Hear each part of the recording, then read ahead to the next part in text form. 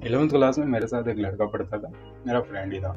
उसकी skin quality काफ़ी ज़्यादा अच्छी थी। हम ऐसे उसे देख के कह सकते थे कि हाँ, बंदा जंक फूड नहीं खाता है एंड सिर्फ घर का ही खाना खाता है, जितना मैं उसे जानता था।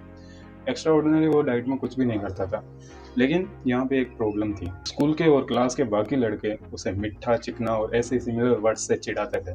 ओबियसली कॉमन सेंस से ये चीज़ नहीं करनी चाहिए, काफ़ी गलत है, लेकिन यहाँ कहीं ना कहीं उस बंदे की भी गलती थी। वो बंदा काफ़ी ज़्यादा फेमिनिन अपेयर होता था एंड मैन होने के नाते तुम्हें मैस्कुलिन अपेयर होना ही पड़ेगा। एंड कम ऑन मैन, मैं इस वीडियो में मूछें और दाढ़ी उगाने की बात नहीं करने वाला हूँ। और ये सोचना भी मत कि तुम्हारा फेस तभी मैस्कुलिन दिखेगा जब तुम दाढ़ी या मूछें रखोगे।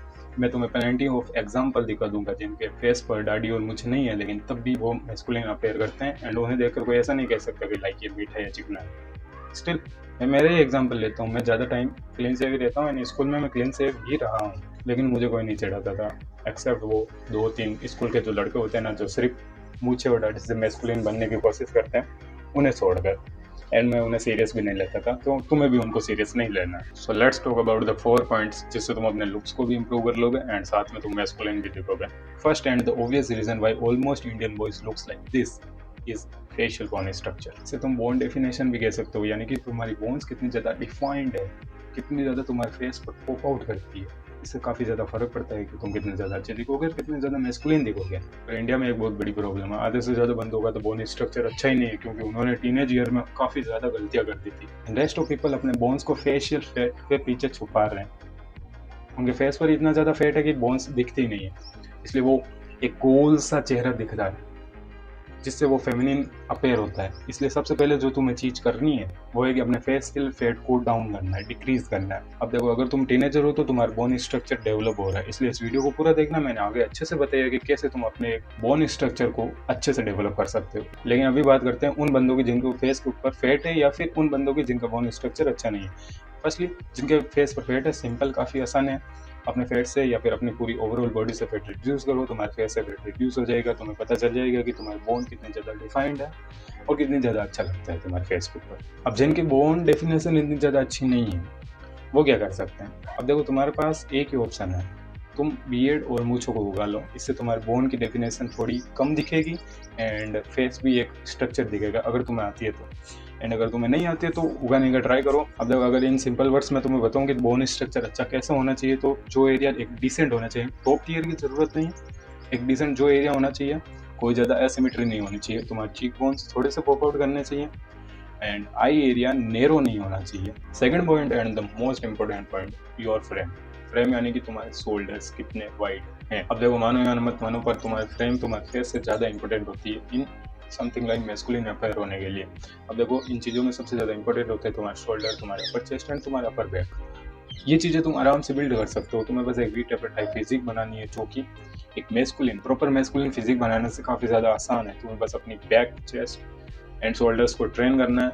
अगर तुम इन तीन चीज़ों को भी अच्छे से ट्रेन करते हो तो तुम एक अच्छी खासी वीटेबल लुक अचीव कर पाओगे। एंड टू बी ऑनेस्ट, मैं क्लास में एक बंदा था जो फेशियली तो काफ़ी अच्छा दिखता था, लेकिन जैसे ही उसकी गर्दन से नीचे देखे बॉडी को, तो लाइक उसका शोल्डर एरिया उसके हिप एरिया से ज़्यादा छोटा लगता था and it's looks very very weird.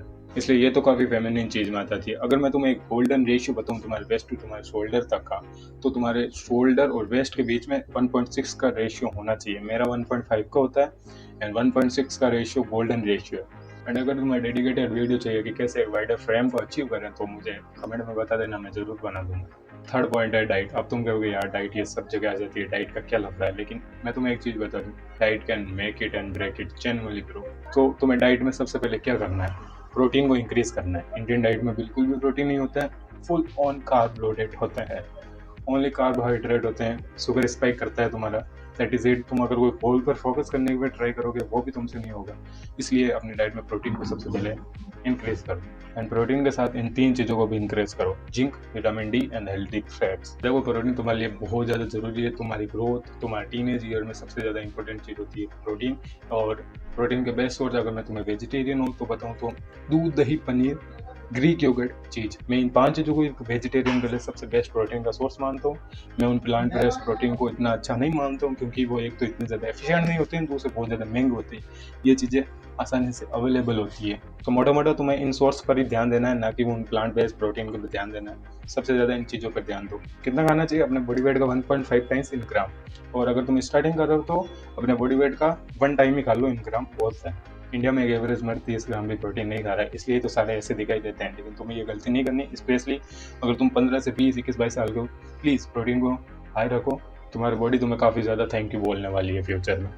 Third point is zinc. Zinc मैंने इसलिए रखा है क्योंकि ये तुम्हारे हेयर्स को भी अच्छा रखता है एंड तुम्हारे टेस्टोस्टेरोन को भी अच्छा रखता है। विटामिन डी सबसे इंपॉर्टेंट चीज़ है, सबसे इंपॉर्टेंट विटामिन है। ऐसे मान के चलो ये एक हार्मोन है जो तुम्हारे बॉडी के अंदर टेस्टोस्टेरोन होता है ना, उसे बनाने के लिए बहुत ज़्यादा हेल्पफुल होता है। 15 से 20 मिनट सनलाइट में बैठना है तो बैठना ही है, क्योंकि विटामिन डी की डेफिशिएंसी से तुम्हारा टेस्टोस्टेरोन कम होगा एंड फिर आगे काफ़ी ज़्यादा प्रॉब्लम होगी। सो देखो, ये मोटे मोटे चीज़ें जो मैंने तुम्हें बता दी, अगर तुम इन चीज़ों पर भी ध्यान देते हो तो तुम्हारी बोन डेंसिटी अच्छी हो जाएगी, तुम्हारी बॉडी भी अच्छी बनेगी। फोर्थ पॉइंट है टेस्टोस्टेरोन। अब देखो, मुझे ज़्यादा बताने की ज़रूरत नहीं है, मैंने पिछले पॉइंट में सारी चीज़ें बता दी है, लेकिन मोटा मोटा मैं तुम्हें बता दूँ।